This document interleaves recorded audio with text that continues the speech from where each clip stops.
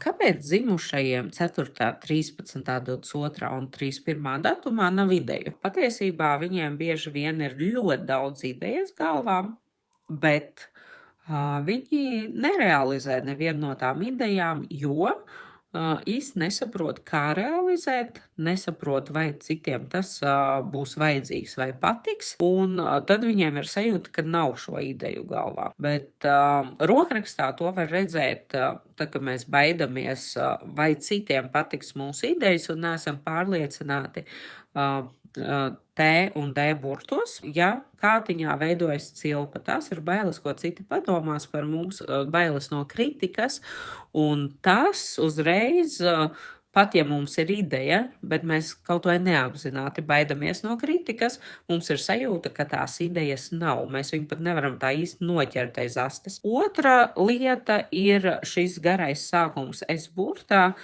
kas ir par to, ka negribas parasti neapzināti uzņemties atbildību uz sevi par savu ideju realizēšanu.